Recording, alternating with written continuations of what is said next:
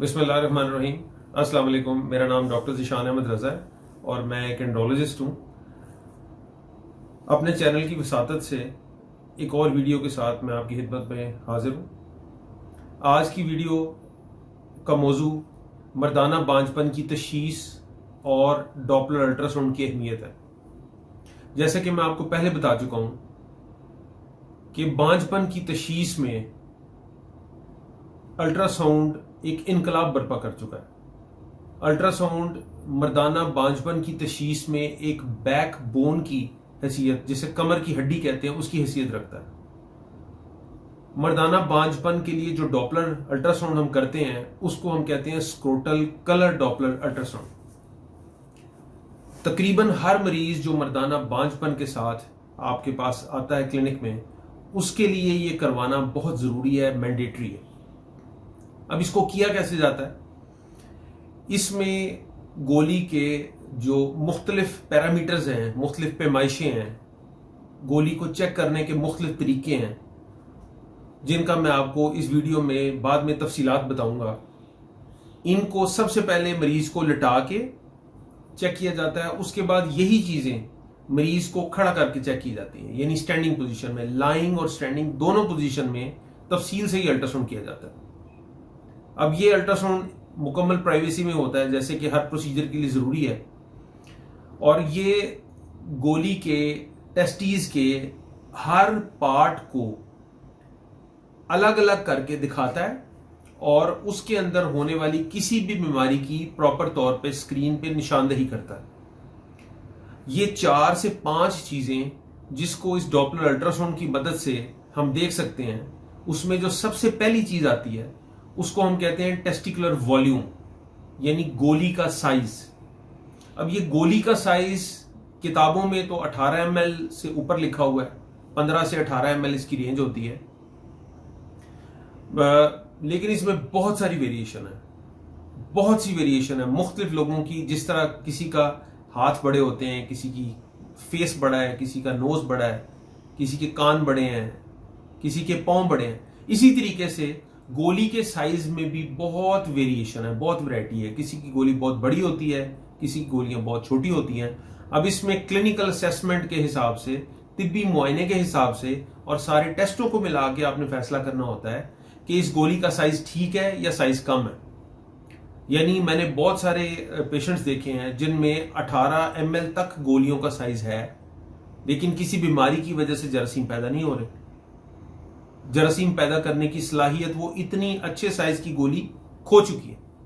कुछ लोग हैं जिसमें गोली का साइज 8 ml तक नीचे जा चुका है, लेकिन उसके बावजूद वहां से कुछ ना कुछ जरासीम प्रोड्यूस हो रहे हैं। मैं आपको एक बड़ा हैरानकुन वाकया सुनाता हूं। एक पेशेंट हमारा किसी रेफरेंस से हमारे पास आया। वो दुबई में अपना काम करता था। बचपन से ही उसकी सिर्फ एक गोली थी, 2 गोलियां नहीं थी, और जो एक गोली बाईं तरफ मौजूद थी उसमें भी वेरिकोसील थी और उसका साइज तकरीबन 7.5 यानी 7.5 ml के करीब था। अब मैंने उससे ये डिस्कस किया कि मैंने कहा ये एक हमें ऐसी चीज नजर आ रही है जिसको हम ठीक कर सकते हैं, तो अगर आप इसमें मुकम्मल तौर पे कन्विंस्ड हैं तो क्या हम इसकी सर्जरी कर लें। इसकी हम माइक्रो सर्जरी करेंगे और वहां पे बेहतरी का इम्कान तकरीबन 30% के करीब है। अब वो और इंपॉर्टेंट चीज बताने वाली ये थी कि उस मरीज का एजोस्पर्मिया था, यानी जरासीम भी 0 हो चुके थे। एक ही गोली, उसका भी साइज कम और जरासीम भी 0। मैंने उनसे प्रॉपर कॉन्सेंट लेके, उनको एक्सप्लेन करके, सारी बातें तफसीलात बता के उनसे ऑपरेशन का प्लान किया और उनको ऑपरेट कर दिया। अल्लाह का शुक्र है, ऑपरेशन सक्सेसफुल रहा। 3 महीने के बाद उन्होंने मुझे एक रिपोर्ट करा के भेजी। आमतौर पे वेरिकोसील के ऑपरेशन के बाद रिपोर्ट 5 से 6 महीने पे करानी चाहिए, लेकिन उन्होंने 3 महीने बाद ही रिपोर्ट करा ली और 3 महीने के अंदर उनका काउंट 0 से, यानी एजोस्पर्मिया से, उनका जो जरासीम की मिकदार थी वो तकरीबन 45 मिलियन पे पहुंच चुकी थी। मेरे लिए और ये बाकी सारे सूरत हाल ये बहुत हैरानकुन थी। आखिर मैंने उनसे कहा कि आप अपनी जो है वो मेरे से राब्ते में रहिएगा। अच्छा, 5 मंथ्स के बाद उनका मुझे व्हाट्सएप पे मैसेज आया कि अल्लाह का शुक्र है प्रेगनेंसी हो गई, लेकिन अनफॉर्चुनेटली वो प्रेगनेंसी 2 महीने के बाद वो गिर गया, वो हमल गिर गया, क्योंकि जरासीम पैदा तो हो चुके थे बड़े अच्छे, लेकिन वो कमजोर थे। ठीक 6 महीने बाद यानी तकरीबन 1 साल के बाद दोबारा हमल हुआ और उस वक्त उनका काउंट 75 मिलियन पे पहुंच चुका था। ये एक बड़ी हैरानकुन सूरत हाल थी। 75 मिलियन पे पहुंचा, फिर वो प्रेगनेंसी हुई, फिर अल्लाह पाक का शुक्र है कि अल्लाह पाक की करम नवाजी हुई, उसकी बेटी पैदा हुई। तो ये एक बड़ी स्ट्रेन सूरत हाल है। इस वाक़े के बताने का मकसद ये है कि कभी भी गोली का साइज जो है वो एक खास लिमिट से नीचे अगर हो जाए तो फिर तो नुकसानदेह है, लेकिन उसमें बहुत सारी वेरिएशन है। लेकिन अगर गोली का साइज 5 ml या उससे भी नीचे चला जाए, या मैं तो कहूंगा 8 ml से भी नीचे चला जाए, तो भी जरासीम में बेहतरी का इम्कान बहुत कम होता है और गोली अपनी एट्रोफी की तरफ, जिसको गोली का सुकड़ जाना है, उसकी तरफ चलना शुरू कर देती है। ये एक वो केस था कि जो कि बिल्कुल एक एक्सेप्शन थी, ये एक अजूबा सा था जो पहले मैंने कभी इस तरह फेस नहीं किया, इस तरह देखा नहीं है कि गोली इतनी सुकड़ गई हो, एक ही गोली हो और माइक्रो सर्जरी के बाद उसके अंदर प्रेगनेंसी हो जाए। तो दूसरी चीज जो है, जो हम इसमें स्क्रोटल कलर डॉपलर अल्ट्रासाउंड में देखेंगे, साइज के बाद, गोली के साइज के बाद, वो गोली के खून का फ्लो है, टेस्टिकुलर फ्लो कहते हैं, टेस्टिकुलर ब्लड फ्लो कहते हैं। अब जिस तरह टेस्टीज हैं उस तरह बाकी बॉडी के सारे पार्ट्स की तरह भी टेस्टीज के अंदर भी 2 तरह का ब्लड फ्लो होता है। एक फ्लो वो होता है जो दिल से खून को लेके आ रहा है, जिसको शरेयान कहते हैं, जिसको आर्टरीज कहते हैं। इनको डॉपलर के अंदर स्क्रीन पे ये आर्टरीज का फ्लो रेड में नजर आता है और स्क्रीन के ऊपर ये इसका सेंटीमीटर पर सेकंड के अंदर इसका फ्लो का रेट दे रही होती है कि गोली के अंदर कितना फ्लो आ रहा है। सेहतमंद गोली के लिए गोली का फ्लो मुकम्मल होना बहुत जरूरी है। अगर गोली का फ्लो बहुत कम हो तो इसका मतलब यह है कि वो गोली किसी ऐसी खराबी की तरफ चल पड़ी है जिसका इलाज करना जरूरी है, और अगर फ्लो बहुत ही कम हो गया तो वो बहुत ज्यादा खराब कर रही है उसको। अगर टेस्टीज का फ्लो बिल्कुल जीरो हो जाए, यानी उसमें ब्लड फ्लो आए ही ना, उसमें एक डॉपलर अल्ट्रासाउंड मैयर ही ना कर सके, तो इसका मतलब है कि गोली की जो गोली है वो अपने एक्सिस के गिर्द घूम गई है। इसको टेस्टिकुलर टॉर्शन कहते हैं। दूसरी चीज, बाज दफा गोली का ब्लड फ्लो बहुत बढ़ जाता है, यानी उसका आर्टीरियल फ्लो बहुत बढ़ जाता है, यानी गोली के अंदर आने वाला ब्लड बहुत बढ़ जाता है।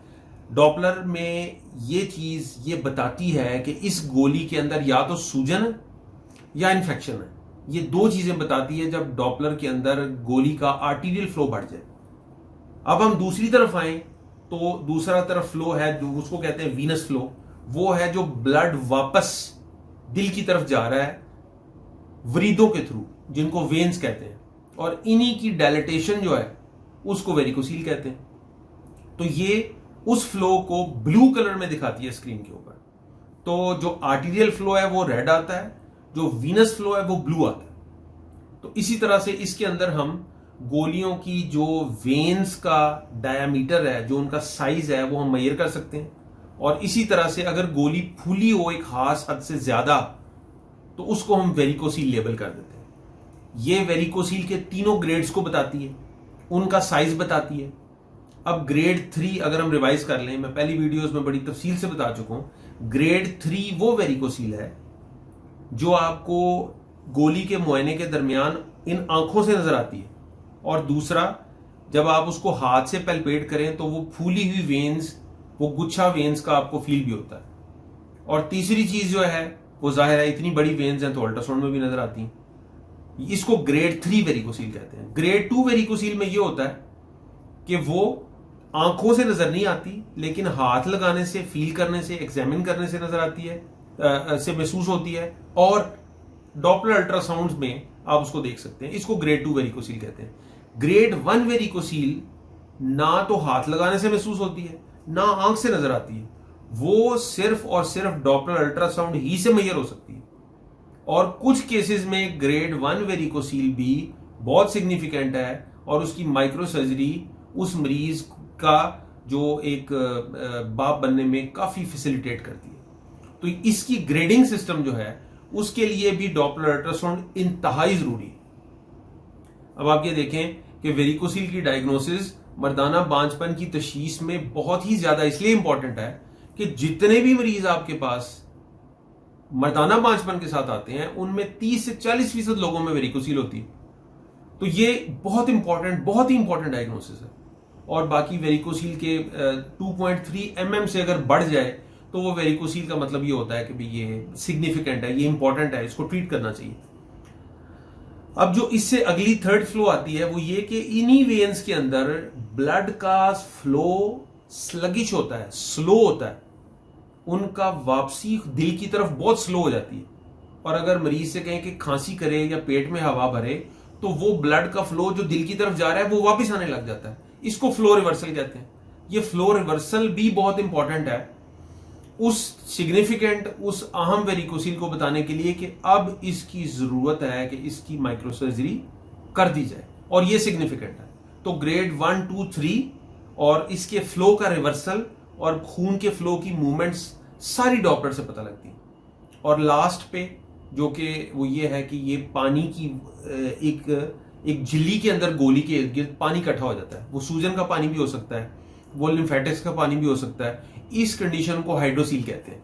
इस हाइड्रोसील का पता भी हमें स्क्रोटल कलर डॉपलर अल्ट्रासाउंड से लगता है। तो ये 3 चीजें आ गई। इसके बाद जो सबसे इंपॉर्टेंट चीज है, गोली में से जरासीम बन के जब बाहर आते हैं तो वो एक जगह पे स्टोर हो जाते हैं। उस स्टोर हाउस को, उस गोदाम को एपिडिडमस कहते हैं। अगर उस एपिडिडमस के अंदर खून का फ्लो कम हो जाए तो वो एपिडिडमस सुकड़ जाती है। अगर उसके अंदर बार बार इन्फेक्शन रहे तो वो एपिडिडमस सुकड़ जाती है। फिर उस एपिडिडमस के अंदर वो जो गोदाम है उसके अंदर जो नाली मनी को लेके आ रही है, उस नाली के अंदर थैलियां बन जाती हैं जिनको एपिडिडमल सिस्ट कहते हैं। इनका भी पता सिर्फ और सिर्फ स्क्रोटल कलर डॉपलर अल्ट्रासाउंड ही से लग सकता है। तो ये देखिए कितना इंपॉर्टेंट है डॉपलर अल्ट्रासाउंड का, इससे देखना। और इसके अलावा कुछ जरा सी और चीजें भी जिनको स्पर्मेटोसील कहते हैं, इसमें बहुत तफसीलात हैं, लेकिन बुनियादी यही 4 चीजें हैं कि अब आप खुद अंदाजा लगा लें कि ये कितना इंपॉर्टेंट है इस डॉपलर अल्ट्रासाउंड का तशखीस करना मर्दाना बांझपन के साथ। तो सबसे पहले ये टेस्टिकुलर वॉल्यूम देखता है, उसका साइज देखता है, उसके बाद खून की दोनों नालियों का फ्लो देखता है, फिर ये एपिडिडमल सिस्ट को देखता है, ये हाइड्रोसील को देखता है। और ये सारी चीजें अगर डॉपलर में आप मिस ना कराएं और इस डॉपलर में इसको मिस कर दें तो फिर आप सिर्फ एक लंबी तफसील दवाइयों के लिख के दे सकते हैं जिसके अंदर मरीज को कोई फायदा नहीं होगा और आप उसकी तशखीस तक नहीं पहुंचेंगे। तो इसीलिए डॉपलर अल्ट्रासाउंड मर्दाना बांझपन के लिए बहुत इंपॉर्टेंट है। इसके बगैर तशखीस आगे नहीं बढ़ती, तशखीस के बगैर इलाज आगे नहीं बढ़ता। तो आज इस वीडियो में अभी तक इतना ही। अगर ये मालूमात आपको मुफीद लगी हैं तो आप इस वीडियो को लाइक करें, सब्सक्राइब करें और अपने चैनल के अपने लोगों को मजीद शेयर करें ताकि जिनको ये प्रॉब्लम्स हैं उनके लिए ये सूदमंद साबित हो। Thank you so very much.